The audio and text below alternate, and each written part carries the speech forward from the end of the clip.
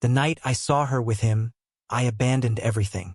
Not just the apartment or the keys, but the life we had carefully constructed, the love I thought was real, and the version of myself I had believed in. Worse still, she didn't even notice me. I was parked across the street in the rain, watching the woman I had devoted years of my life to kiss another man as if it were the most ordinary thing in the world. There was no hesitation, no guilt, only ease. That kiss spoke volumes. It wasn't impulsive, carried history, familiarity, and weight. I should have stormed out. I should have shouted, made a scene worthy of a movie. But I didn't. I stayed in the car, clutching the steering wheel like it was the only thing keeping me from shattering. Rain fell relentlessly, and with it every illusion I had been holding on to. We'd been together for 8 years, married for 6. Everyone always said we were the perfect couple, the ones who seemed unbreakable.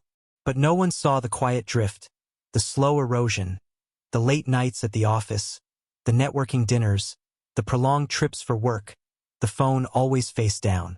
I asked questions.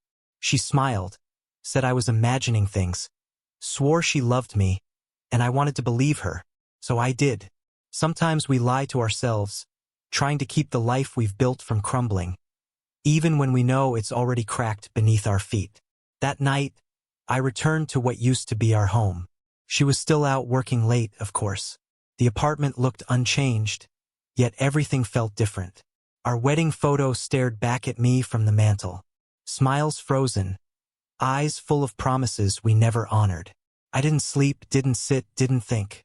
I began packing silently, deliberately, like someone determined to vanish.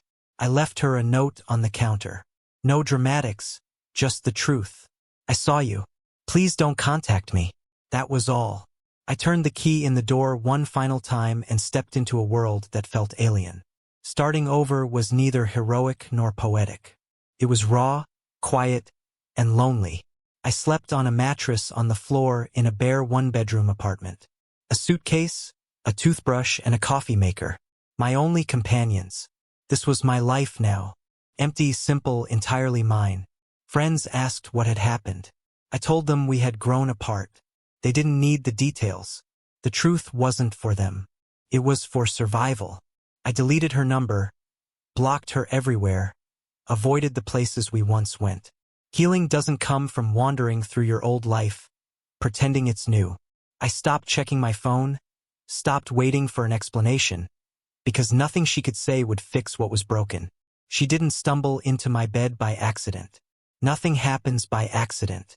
Lies require planning. Secrets demand effort. So I focused on myself. Walks returned to my routine.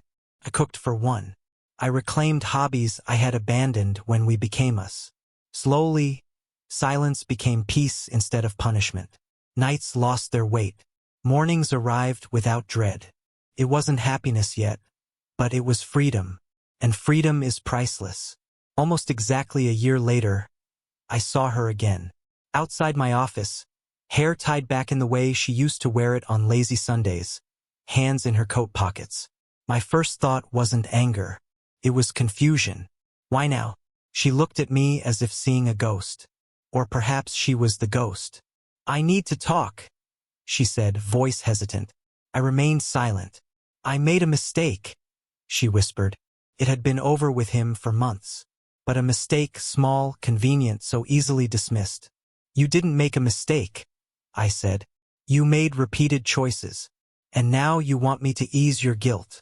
Tears ran silently down her cheeks. I miss you, she murmured. I miss us. But there was no us anymore. Only memory, deception, a man who believed in her, and a woman who misled him. I searched her face for something. Anger, longing, closure. But found only distance, like looking at a photograph of a place you once called home. I loved you, I said, and maybe you loved me too in some version of the past. But the person I loved wouldn't have done what you did. Either you changed or I never truly knew you. She reached for me as if touch could restore the past.